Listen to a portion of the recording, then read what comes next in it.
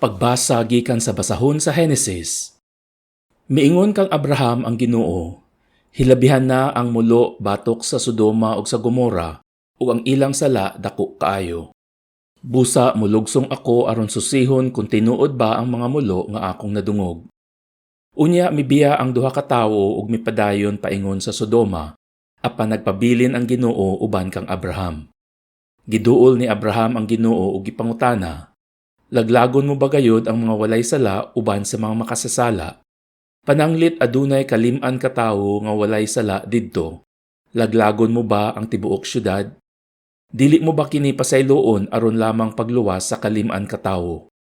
Sa walay duha-duha, dili mo gayod patyon ang mga walay sala uban sa mga makasasala. Dili mo kana mabuhat. Kay kun buhaton mo kini, ang mga walay sala mahiagom sa silot uban sa mga makasasala. Dili ka na mahitabo. Ang maghuhukom sa tibuok kalibutan, kinahanglang magbuhat sa angay gayod. Ang Ginoo miingon, kung makakaplag ako kalim-an ka tawo nga walay sala didto sa Sodoma, dili ko silutan ang tibuok syudad tungod lamang kanila. Unya miingon na usab si Abraham, Ginoo pasayloa nga mangahas ako pagpadayon sa pagpakigsulti kanimo. Tawo lamang ako ug walay katungod pagsulti bisan unsa. Apan tingalig aduna lamay kapatan og 5 ka tawo nga walay sala didto inay kalim-an. Laglagon mo ba ang tibuok syudad tungod lang kay kulang og 5? Ang Ginoo mitubag, dili ko laglagon ang syudad kung makakaplag akog kapatan og 5 ka tawo nga walay sala. Unya miingon na usab si Abraham, tingalig kapatan ra ka tawo ang walay sala. Ang Ginoo mitubag, dili ko laglagon kini kung adunay kapatan ka tawo nga walay sala. Si Abraham miingon, ayaw intawon kasuko Ginoo, nga mopadayon ako sa pagsulti, pananglit katluan lamang katawo sila. Ang Ginoo mitubag, dili ko laglagon kini kung makakaplag ako katluan katawo. Miingon si Abraham, pasaylua intawon ako Ginoo nga mangahas ako pagpadayon sa pagpakigsulti kanimo. Pananglit makakaplag ka lamang kawaan katawo. Ang Ginoo mitubag, dili ko laglagon ang syudad kung makakaplag ako kawaan katawo. Si Abraham miingon, ayaw intawon kasuko Ginoo, niining katapusan kong pagsulti. Pananglit aduna lamay napulo nga imong makaplagan, unsa may mahitabo. Ang Ginoo mitubag, dili ko kinilaglagon kung adunay napulo. Pagbasa gikan sa sulat ni San Pablo ngadto sa mga taga-Kolosas.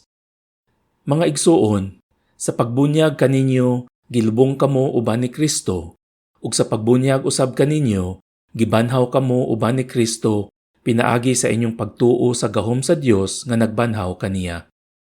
Kaniadto patay kamo sa espiritu tungod sa inyong mga sala, ug tungod kay dili man kamo mga Hudyo, ug busa wala mahisakop sa balaod. Apan karon gibanhaw na kamo sa Dios uban ni Kristo. Gipasaylo na kita sa Dios sa tanantang mga sala. Gipapas niya ang tanantang mga utang, lakip ang mga kasabutan bahin niini, ug giwagtang niya ang tanan, pinaagi sa paglansang niini didto sa krus.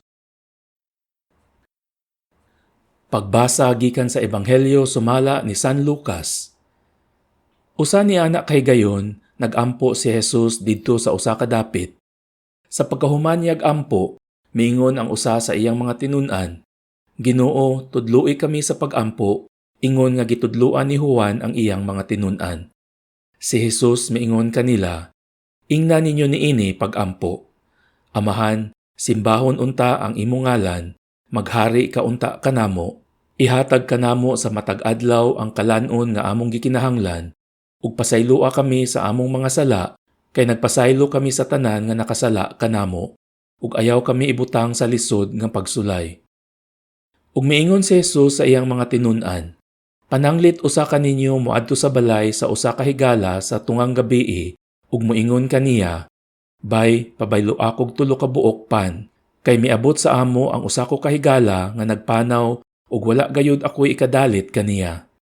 Kun pananglit tubagon ka sa imong higala didto sa sulod, ayaw na akog samuka, gitrangkahan ko na ang pultahan, ug ang akong kabataan ug ako nang higda na, ug dili na ako makabangon sa paghatag kanimo bisag unsa.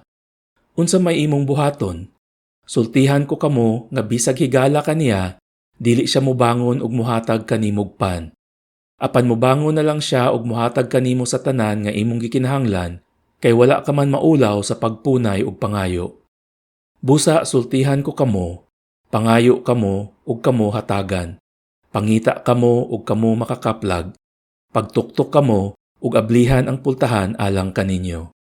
Kay ang tanan nga mangayo hatagan, ug siya nga mangita makakaplag, ug ang pultahan ablihan alang kaniya nga magtuktok.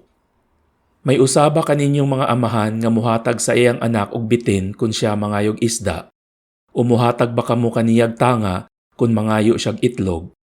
Bisan pa sa inyong pagkadaotan, mahibalo kamong muhatag og maayong mga butang ngadto sa inyong mga anak. Nan, ang amahan nga atua sa langit labaw pang muhatag sa Espiritu Santo kanila nga mangayo kaniya.